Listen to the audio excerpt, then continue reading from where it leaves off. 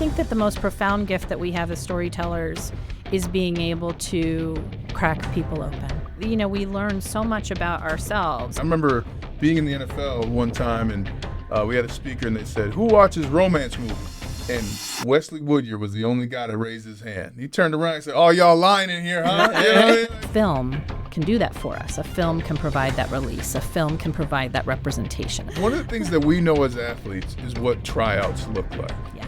Bennie and I want to become an actor. We go to our first audition. What is that? Oh, wow. Okay.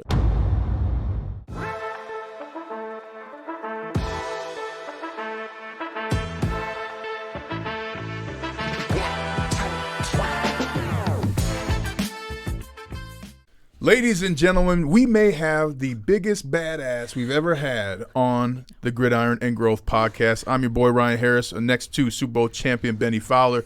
And please welcome someone who has been in the entertainment industry since the age of 22, started multiple companies, and currently is at the Working Artist Group, which offers business coaching and management services to the working artists.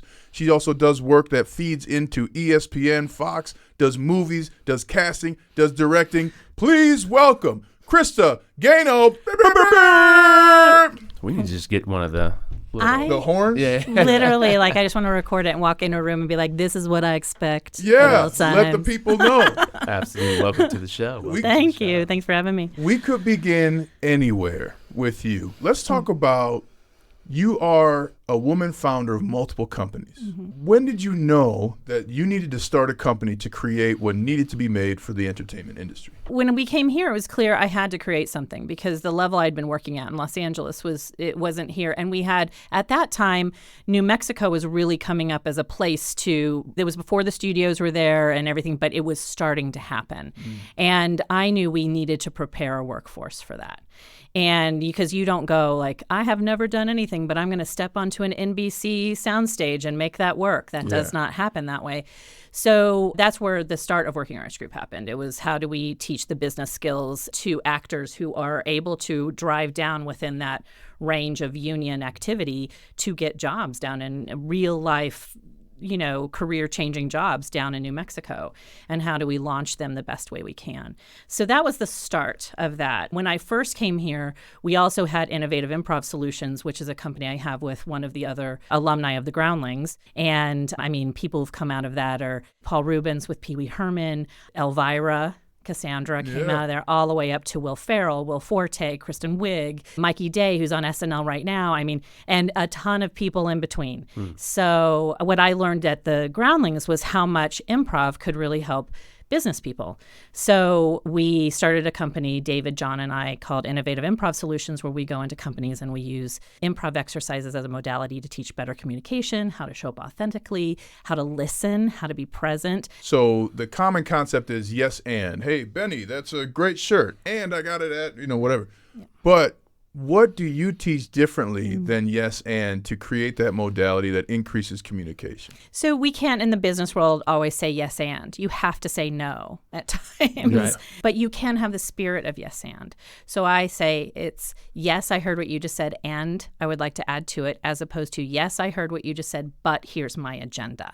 And what it does is when you yes and properly, it puts the two of us on one side of the problem, and we're looking at the problem together. So for example, how do you yes and with a patient who is non-compliant? So one of the things you could do is, if you look at the difference, here's the difference. I'll change one word in it. It sounds like you want to manage your diabetes with diet and exercise, but it's time we consider insulin. Okay, I'm going to do it again. I hear you want to manage your diabetes with diet and exercise, and it's time to consider insulin. And all it does is it says, hey, there's that problem that we have. The two of us, man, we're battling it really hard. How do we do that together? And so it's just a really slight difference, but for a business person who's working off of that, it changes everything. One of the things that we know as athletes is what tryouts look like. Yeah. If Bennie and I want to become an actor, we go to our first audition. What is that? Oh, wow. Okay. Well, it looks different now than it used to. It used to be that you got your sides, you held them, you showed up in a room, you read them, you did what we call your take on them. So ideally bringing your personality, your idea to it. You get very little information if it's a smaller role. So you just sort of have to hope that you're what they're looking for. Wow. And then you leave, and that's it. And you do that over and over and over and over again. You're going to have to put in the work. You're going to have to grind. You're going to be disappointed.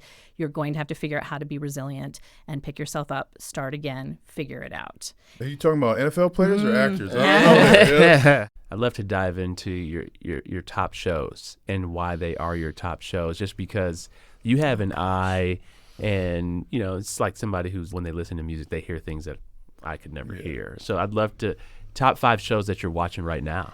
Oh, right now. Yeah. Okay. Oh my gosh, the thing is, I'm horrible at remembering any of their names, the ones that are most present. I did just watch Bridgerton. Come on.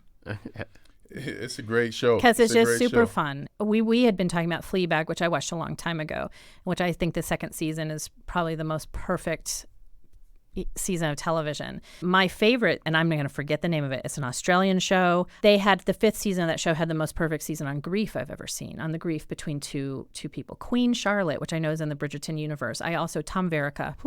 Shonda Rhimes wrote that whole season, and Tom Verica directed that whole season. Wow. So, and I love, my very favorite thing is storytelling that is sort of packed in fluff. But then when you crack it open, you're like, that meant something. Yeah. I think that the most profound gift that we have as storytellers is being able to crack people open. Mm-hmm. I think the most unifying and joyful things that bring us together are sports and stories. Mm-hmm. Like laughter, sports, stories. Like I'm like, literally, if I could spend my whole life just providing laughter, sports, and stories to everybody, I would consider it a life well lived. Yeah. And I always tell my actors when I work with them what an exceedingly privileged life it is if you get to teach someone how to feel in certain situations or allow them to feel in certain situations. We are in a country that wants us to drive, succeed. And sometimes what that means is that we don't sit in our own stuff. Yeah. Mm-hmm. And so a film can do that for us. A film can provide that release. A film can provide that representation. A film can provide that alternate way of looking at something.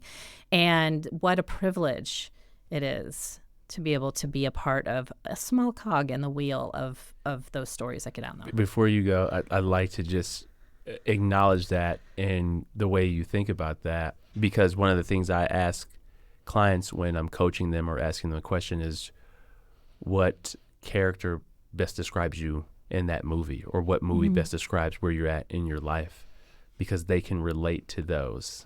Well, I always say we are the stars of the movies of our own lives, so we should step in. We just had another guest on a few weeks back, Craig Wortman, and he built the Sales Institute at Northwestern and Google Sales School, but his whole thing around sales is stories. He's like, that's what gets people to move. Well, there's actual research. I mean, there's research about it. They put people into an MRI machine and they had them just read data or just read something. And I think 2 parts of the listener, 2 parts of the brain lit up. When somebody told story, and when that story contained things like descriptions of smells or light or whatever, so it went just a little bit deeper, like 10 areas of our brains light up. Wow. So how do you get people to move? You light up their brains. Yeah. So it's not through data. Data always can't be heard, usually, until you catch them in on the emotion. I would say a film that was done really well, super tragic story, is Spotlight. About the Catholic Church. And I don't know this. Yeah, and it's incredibly. The film is just really well done. Yeah. A Few Good Men. It's not a true story, but it's one of my favorite movies. A Few Good Men, one of the best scenes of all time. Yeah. I teach that scene, when I teach acting. So what do you teach about? And I'm assuming the scene is in the courtroom, right? Lay out the scene, and what do you teach about it? Well, we talk a lot when I'm in that space. I'm usually talking about breathing.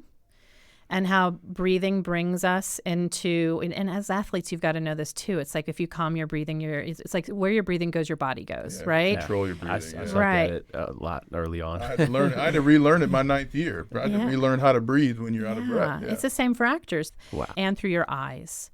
Blinking can mean something. Turning your eyes down from somebody can mean something. When that screen is really close up, everything that happens, it means something, and you can make something better or shift the mood or whatever by very small little things. So all of that, and when you really looked at that, some of those actors, these are purposeful. They didn't accidentally step onto the field and just, get it right. These are purposeful things that they've worked on and that they're showing up with. And you guys have to know this because I think it happens with sports. When people perceive that what you do is fun, they don't always perceive the level of work and technique that went into getting there. 1,000% agree. Yep. And so that's how it is with acting too. It's like, that will be my soapbox forever. Stop asking artists to do things for exposure. They don't need exposure. They need to eat. Right. Yeah. That's why some actors sometimes actually get frustrated with, hey, do that. And that's the other thing I think that's hard is when you're in any area of fame is this space where people think they know you and that they can request things of you and they forget you're just a person. It would be a crime if we didn't get your expertise in this area. You mentioned storytelling before. What are key elements to storytelling to Krista Gano? I would say remember your audience. Show up relaxed, focused, and joyful to every page and everything you do. I mean, really allow yourself to be surprised at what may come up and what might happen. So be present to that in your storytelling. And let your characters speak. Don't try to sort of, move them into a place where you think things should be appropriate. My writing partner always says this, and I always remember it when I want to try to make things nice, that we watch stories about incredibly flawed human beings making horrible choices and then getting out of it. Mm-hmm. So we have to let them fail, as we have to let ourselves fail. We have to let humanity rise first in all of our stories. And if all you're telling is a glossy story where everybody wins, then we know it's not true. I'd love to know, and I think the audience would love to know, just about your creative writing process. I am a little bit different in that I work with 2 writing partners, which for me really helps, and I think on many different levels. And putting in what I now know as ADHD tendencies. So I have always been that person who I'm going to let things percolate until there's a deadline. That's a horrible trait. That's a horrible trait of mine. I'm a procrastinator. I'm blah, blah, blah. But you're right. I've really come to an understanding that is part of the dopamine hit for an ADHDer is that deadline makes things exciting for us so we get it done. But now what I've done is we are pretty relaxed with the process until, we will do a lot of the fun stuff, like map out characters. I always believe that if you have a really good handle on who your characters are, then it makes writing easy because they just talk to each other. Just get it out. Just write the draft. Just get it out. Know if you're writing that you will be 30 drafts in before anything gets made. And if you are uncomfortable with changing your stuff, this is not the profession for you. A couple more questions, though. One of the things I loved about getting to know you is you are what I call an elite person because you have all this experience, knowledge, success. And yet when we met for the first time, none of that came out. None of that came out in I'm looking down on you. How did you develop that? I think a lot of that is my improv background. Partially. I think the other thing, too, is I think athletes and actors should just hang out all the time. Because it's the same as that we all come from all over. Most actors really started from humble positioning. And I think athletes are the same way. It's like you get there because you worked hard, you stuck it out, you kept with it, you didn't go home when the others went home. A lot of us aren't brought, we don't come up with this idea of looking down on people. I think when that happens, there's a lot of fear involved in that. Yes. Yeah. And I've just really chosen that fear is not the place where I'm going to live. I'm going to live in a space of love, creativity. I believe every single person is creative, resourceful, and whole. We have to find our joy, and we have to work hard. Yeah. Well, Krista Gano, what an honor to have you. And truly, thank you for your time, and thank you for everything you've done for the people that are not in this room and for the thousands of careers you've affected in a positive, joyful way. Yes, really appreciate you coming on. Thank you. Yeah, thank you so much. Awesome. Thanks for listening to this episode of Gridiron and Growth. Make sure to shoot us an email at gridirongrowthpod@gmail.com for some questions and sign up for the newsletter that can be found in the show notes. Big special thanks to Big Up Studios and Streamline Media for helping support Gridiron and Growth.